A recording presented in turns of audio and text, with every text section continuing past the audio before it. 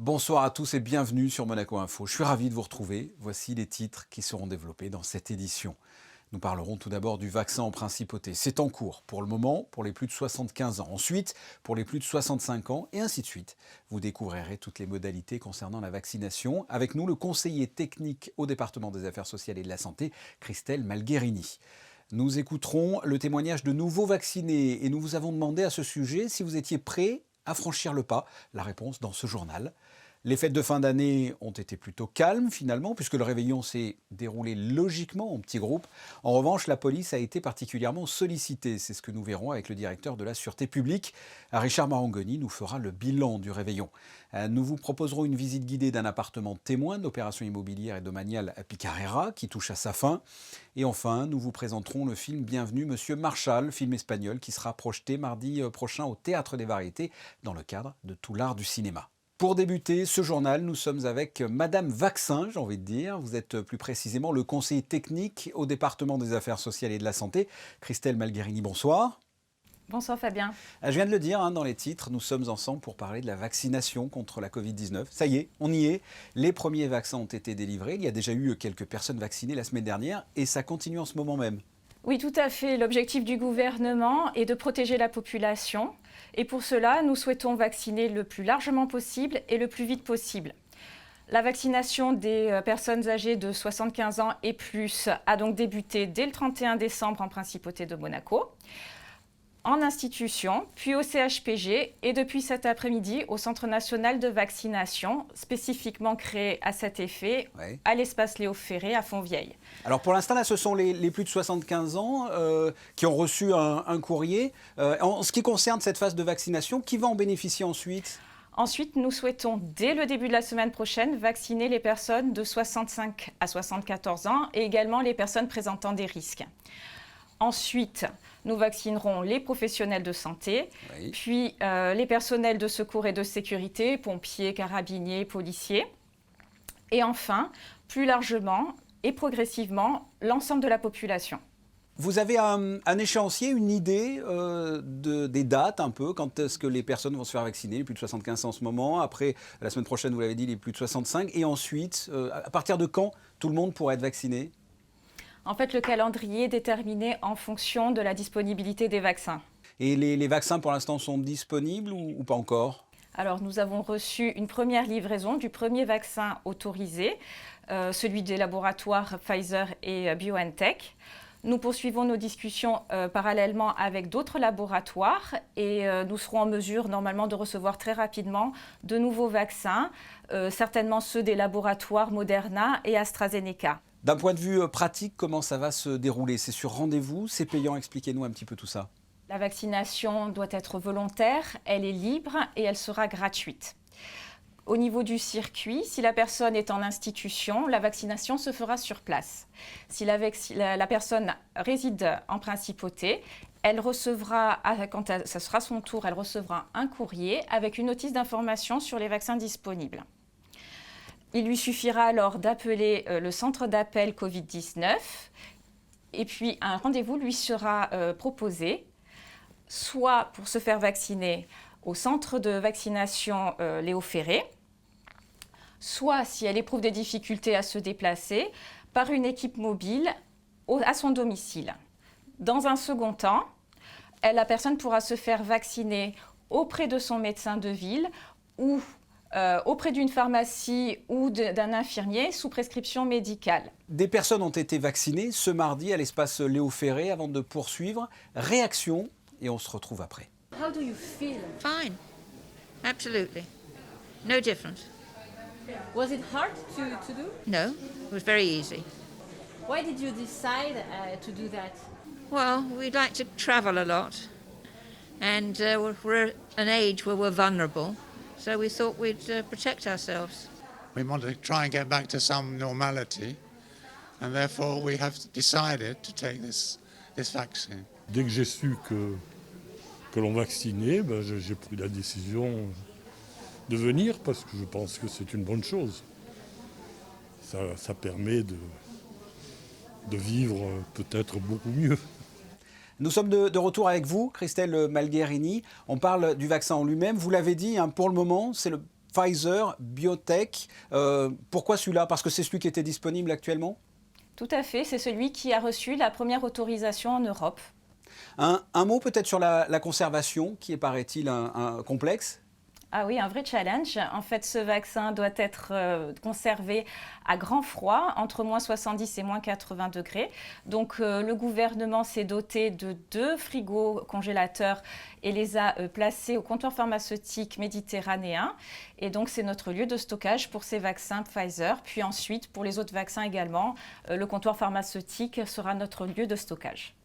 Christelle Malgherini, la question que beaucoup de personnes se posent en ce moment, c'est: faut-il se faire vacciner ou pas? Quel message vous voulez faire passer à toutes les personnes qui doutent, qui ont peur de franchir le cap? Il faut se protéger, il faut protéger les personnes les plus vulnérables le plus vite possible, puisque ce virus continue à circuler de façon très active. Et la vaccination est notre espoir et une solution pour la population. Christelle Malgherini, merci. Merci, à bientôt. À bientôt. On ne referme pas tout de suite le dossier vaccination. On vient de parler à l'instant du doute, des hésitations à se faire vacciner. Et vous, êtes-vous prêt? Vanessa Dessier est allée dans les rues de Monaco pour vous poser la question. Je fais confiance à la science et je fais confiance aux autorités. Je suis juste en bonne santé, donc j'ai pas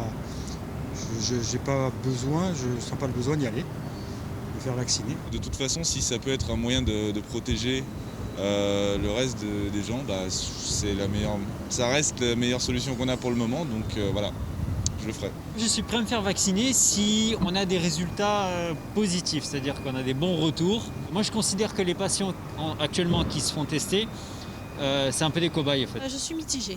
Pour les personnes âgées, les personnes à risque. Après, oui, il y a suffisamment de recul, je pense, mais je ne sais pas encore. Pour en finir avec cette pandémie. On a été vaccinés pour des vaccins étant petits, donc ça devrait être obligatoire. Ouais. On referme cette page vaccination, mais nous restons quand même dans le cadre de cette crise sanitaire. Alexandra Pani, bonsoir. Avec de nouvelles annonces aujourd'hui du gouvernement.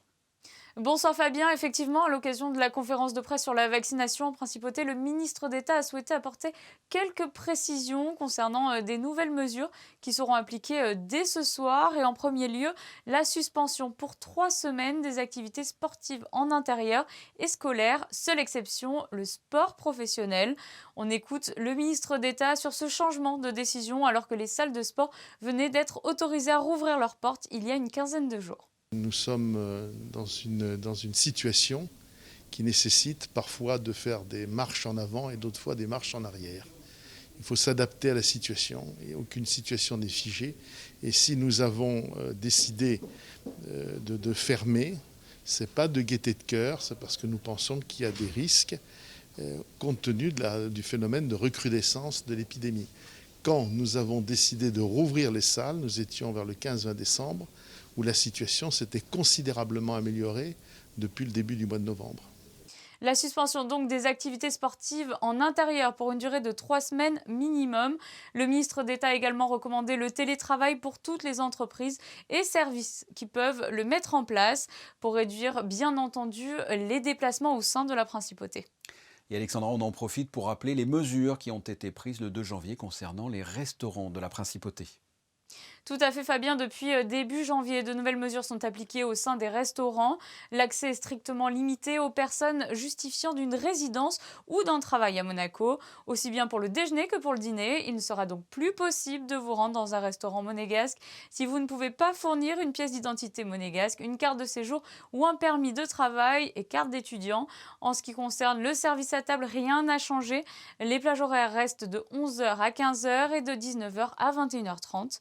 Les ambiances musicales sont toujours proscrites, tout comme le service sur table basse ou encore les plats à partager. Le nombre maximum de personnes à table reste de 6 personnes.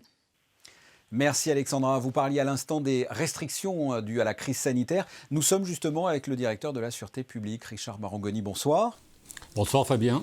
Un bilan sécurité, si vous le voulez bien. Comment se sont déroulées ces fêtes de fin d'année ?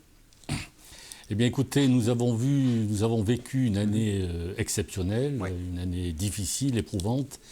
Et les fêtes de fin d'année ont été un petit peu à l'image de cette année avec un service d'ordre, même des services d'ordre, puisque ça concernait les deux fêtes, un peu particuliers, et notamment pour ceux qui concernent le jour de l'an du 31 décembre. Voilà, le 31 décembre au soir, un gros dispositif a été mis en place. Hein. Alors effectivement, un dispositif assez exceptionnel, qui, en application des décisions gouvernementales, comportait 3 grandes phases. La première phase, c'était l'entrée à Monaco. La deuxième phase concernait le contrôle des établissements, des restaurants, des établissements publics. Et la troisième phase était la sortie des restaurants, afin que chacun puisse rentrer chez soi assez rapidement. Et comment ça s'est passé justement ce 31 ? Ça a été plutôt serein, plutôt... On en a parlé, on a même fait un reportage avec le prince qui est venu vérifier un petit peu comment ça se déroulait. Comment ça s'est déroulé tout simplement ? Écoutez, l'entrée de Monaco notamment. L'entrée à Monaco s'est bien déroulée. Il y a eu une affluence que je qualifierais de moyenne. On pensait qu'elle allait être plus forte, mais elle a été quand même assez conséquente. On a refoulé un certain nombre de véhicules, puisque, comme vous le savez, à 19h, les frontières de la principauté étaient fermées, puisque nous avons refoulé 601 véhicules. Donc c'est un chiffre assez substantiel. Mais ça s'est passé, je dirais, dans un état d'esprit serein et apaisé. La communication en amont avait bien fonctionné. Et donc, cette première phase du dispositif, l'entrée à Monaco, c'est très bien passé. Quelles étaient les directives données aux policiers, puisque l'on ne pouvait pas, comme ça, rentrer dans Monaco comme on le voulait ? Alors absolument, il y avait 2 conditions, soit être résident en principauté, soit avoir fait une réservation dans un hôtel de la principauté. Et sous cette condition, on pouvait aller dîner dans un restaurant de la principauté. Il y a eu des débordements, des personnes qui, selon vous, sont passées peut-être entre les mailles du filet ? Alors non, sachez que nous avons établi 87 procès-verbaux, donc nous avons été particulièrement vigilants à l'intérieur de la principauté aussi. Mais je tiens aussi à remercier l'ensemble de la profession des hôteliers et des restaurateurs, parce qu'effectivement, ils ont été de très bons partenaires, puisque la situation était sous contrôle. Eux-mêmes ont été très vigilants, attentifs, ce qui fait que pendant toute cette phase qui est un peu sensible, parce qu'on avait toujours une appréhension sur des risques d'une certaine alcoolisation, il peut y avoir des violences sous les effets de l'alcool, etc., etc. Mais on n'a eu aucun incident. Donc pendant toute la phase, je dirais, du dîner, de la restauration, tout s'est très bien passé. De même que la sortie des restaurants, où là aussi c'était un enjeu fort, parce qu'il fallait que les gens rentrent rapidement chez eux ou rejoignent rapidement leur hôtel. Là aussi, ça s'est passé dans d'excellentes conditions. Et en ce qui concerne comme ça les fêtes individuelles, enfin chez les particuliers, puisqu'il fallait pas de débordement non plus, comment ça s'est passé ? On parlait tout à l'heure de refoulement, enfin des frontières de Monaco. Comment ça s'est passé à l'intérieur ? Est-ce qu'il y a eu des débordements, des personnes qui ont fait des fêtes à 40 à l'intérieur ? Comment ça s'est passé ? Alors effectivement, vous avez raison, parce que c'était un objectif aussi sur le plan de l'ordre public. S'assurer que dans les espaces dits clos, ça peut être un domicile, ça peut être une chambre d'hôtel, il n'y ait pas de fêtes sauvages ou de rassemblements qui soient non conformes à ceux qui étaient prévus ou permis. Donc dans ce cadre-là aussi, je dirais que nous n'avons pas eu de soucis majeurs. Pour être tout à fait franc, on a eu 2 départs de feux d'artifice, mais qui ont été rapidement maîtrisés, et les personnes résidentes ont compris que bien sûr elles étaient en infraction et que ça n'était pas opportun. Alors vous avez parlé là, de ces feux, ces départs de feux d'artifice. Est-ce qu'il y a eu vous avez peut-être un droit de réserve, vous n'avez peut-être pas le droit d'en parler, mais est-ce qu'il y a eu des arrestations atypiques, des choses, je ne sais pas si on peut parler d'amusantes, mais originales en tout cas pour ce réveillon ? Alors malheureusement non, je n'ai pas d'anecdote. J'aurais pu en avoir quelques-unes sur les réveillons précédents, où là j'aurais pu être un peu plus volubile.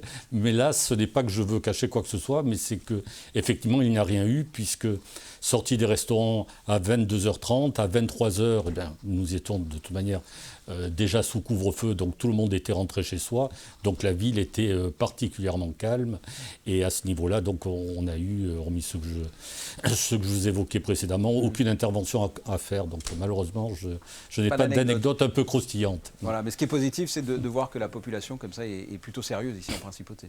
Absolument, absolument. Et ça, je pense qu'il faut le souligner. Je parlais des restaurateurs, des hôteliers, mais aussi bien les clients, enfin, les gens qui se sont déplacés ou qui sont venus se restaurer lors de cette soirée ont été raisonnables. Le message était bien passé et ont fait preuve d'un grand respect des règles. Richard Marangoni, merci. On passe à un autre sujet. L'opération immobilière et domaniale Picarera touche à sa fin. La visite d'un appartement témoin a été organisée ce mardi en présence des membres du gouvernement et du président du Conseil national. Vanessa Dessy et Lionel Bernardi étaient sur place. Il s'agit de la première opération publique certifiée bâtiment durable méditerranéen réalisée en Principauté. Composé de seulement 14 appartements répartis sur 7 étages, ce petit immeuble équipé de panneaux photovoltaïques sur le toit répond aux enjeux environnementaux actuels. Une construction durable qui intègre le principe de conception bioclimatique. Ce sont des appartements qui sont traversants, qui favorisent un mouvement de l'air et donc une bonne qualité de l'air dans les appartements. Il y a également une centrale climatique à haut rendement qui fait qu'effectivement la qualité de l'air est très bonne et l'appartement n'a pas besoin d'être climatisé. Et également des LED bien sûr dans tous les appartements qui va également dans le sens d'une transition énergétique. Le dossier logement constitue une priorité pour le gouvernement princier. Cette opération est inscrite au plan national pour le logement des Monégasques. Je pense que c'est important en effet dans le cadre du plan national pour le logement de montrer dès l'année 2020 des réalisations concrètes. C'est un petit immeuble, c'est ce qu'on appelle une opération domaniale intermédiaire. Ils sont tous attribués aujourd'hui, ils ont fait l'objet donc d'une commission d'attribution le 3 novembre dernier. L'immeuble a fait l'objet d'un récolement au milieu du mois de décembre. Avant la livraison de Testimoniaux 2 à horizon 2024, cette opération était très attendue en Principauté. On le voit de nos propres yeux, c'est bien d'aller sur le terrain pour s'en rendre compte. On est aujourd'hui avec une nouvelle livraison d'appartements. Cette fois, c'est un petit immeuble qui est au cœur de la ville, au cœur de Monte-Carlo, avec que des 2 pièces. Donc ça va satisfaire tous les jeunes, notamment, qui attendent. Et puis les couples, tout simplement, qui attendent aujourd'hui un appartement. C'est la première fois qu'on réalise des appartements domaniaux, depuis très longtemps, en tous les cas, avec les cuisines. Et ça, c'est une décision conjointe, Conseil national et gouvernement. Ça permet d'accélérer l'entrée dans les lieux pour les occupants, donc je crois que c'est un vrai point positif. Le prochain programme de bâtiments durables en Principauté concernera la villa Carmela dans le quartier de Saint-Roman. Alexandra, on vous retrouve pour une solution pratique après ces fêtes de Noël. Vous faites peut-être partie de ceux qui ont fait un magnifique sapin pour ces fêtes de fin d'année et vous avez du mal à vous en séparer, Fabien. Jusqu'au 31 janvier, la SMA a mis en place dans 12 secteurs des enclos à sapins. Ces enclos permettent de récolter les sapins naturels, attention, pour leur donner une seconde vie et les transformer en compost. L'an passé, l'opération a permis de récolter plus de 1000 sapins pour créer environ 2,6 tonnes de compost. Nous vous proposons une idée de sortie pour ce week-end. Effectivement, Fabien, c'est un artiste que nous suivons régulièrement sur Monaco Info. Nicolas Gelmoni débarque sur l'esplanade du Grimaldi Forum avec ses acolytes de la compagnie The Black Cat Cabaret pour un spectacle de cirque contemporain, mélangeant acrobatie, danse, comédie, théâtre, chant et bien sûr musique live. Créé initialement à Londres en 2018, 5 représentations sont prévues ici à Monaco, vendredi à 20h, samedi à 17h30 puis 20h et dimanche à 15h30 et 17h. La billetterie est ouverte sur le site 8stars.mc. On part en mer, Alexandra, vous nous en parliez hier. Boris Herman a enfin passé le Cap Horn cette nuit, mais non sans difficulté. Tout à fait, c'est le 10e à avoir passé le fameux cap pour cette édition 2020. Le 10e, ce qui veut dire que depuis hier, le skipper de Sea Explorer a perdu 2 places. Il a effectivement perdu beaucoup de temps à cause d'une avarie sur son bateau. La grande voile s'est déchirée, on l'écoute.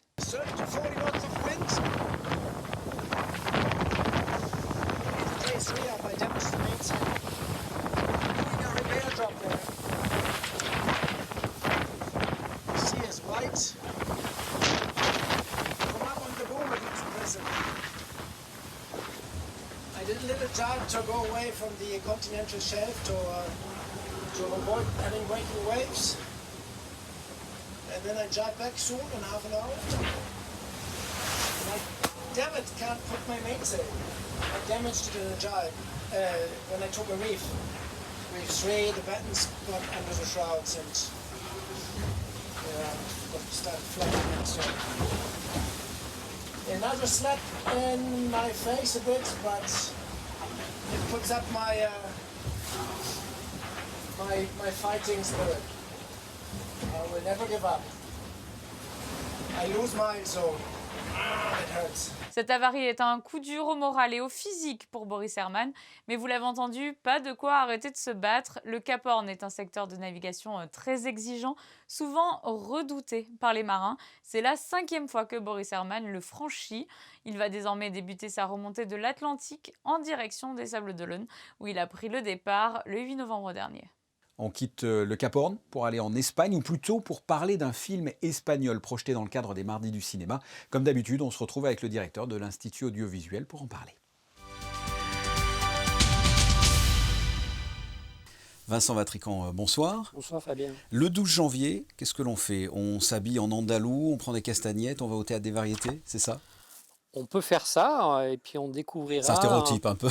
Comment? C'est un peu stéréotypé ce que je viens de dire. C'est un peu stéréotypé. On va voir du cinéma espagnol qu'on n'a pas l'habitude de voir. Une comédie des années 50. Voilà, d'un cinéaste Berlanga qu'on a sans doute effacé de nos mémoires. Il a assez peu tourné, une douzaine de films. 3-4 sont sortis en France. Mais celui-là, sorti en 1953, était présenté au Festival de Cannes. Et à l'époque, tous les critiques disaient « formidable, nous vient une comédie du cinéma de la péninsule espagnole à mi-chemin entre les comédies italiennes et puis le cinéma à l'humour anglais, voilà, ce qui n'est pas faux, et le film est vraiment surprenant. Alors c'est bienvenu Monsieur Marchal, on peut parler d'ovni ibérique ou pas? Oui, c'est un ovni à plein de titres, d'abord par son sujet. Le Marshall en question, c'est celui du plan Marshall. Après la guerre. Où les Américains finançaient donc des villes en Europe, à condition après de dépenser américains. Évidemment, c'est donnant-donnant. Montrer que l'Amérique ressort du conflit comme la première puissance mondiale et aussi la première puissance économique. Et donc, le film démarre par un représentant du gouvernement espagnol qui vient dans ce village castillan reculé annoncer au maire que les émissaires américains vont arriver, et évidemment, il faut leur prévoir le meilleur accueil. Parce que c'est la poule aux œufs d'or, en quelque sorte. Oui. Les dollars coulent à flot. Donc, va s'en suivre toute une comédie entre la résistance de certains, d'autres qui veulent évidemment jouer à fond la carte américaine. Oui, parce que ça peut être le rêve américain pour certains, oui, c'est ça. Pour certains, pas forcément pour tous. Et donc ça donne lieu à des situations de comédie qui sont, je trouve, vraiment, vraiment bien ciselées. C'est un film qui encense l'Amérique ou qui s'en moque? C'est un peu les deux. Berlanga est un peu... assis entre deux chaises, c'est un peu d'ailleurs le profil des quelques films qu'on connaît de lui. Voilà, il est né, enfin son cinéma est né dans une période quand même très troublée de l'histoire espagnole, le franquisme, auquel il a plutôt adhéré, ou en tout cas tourné pendant le régime franquiste, tout en se détachant quand même des habituels films qui étaient évidemment à la gloire du régime. Oui, parce que c'est un peu une satire aussi sur l'Espagne. Oui, voilà, c'est quand même plutôt dans le registre de la satire, notamment des notables qui essayent de de faire croire à la population les bienfaits de l'Amérique. Évidemment, ça va se retourner contre eux. Donc c'est quand même un film relativement satirique. Voilà, allez voir Bienvenue Monsieur Marchal le 12 janvier au Théâtre des Variétés. Merci Vincent Vatrican. Merci Fabien.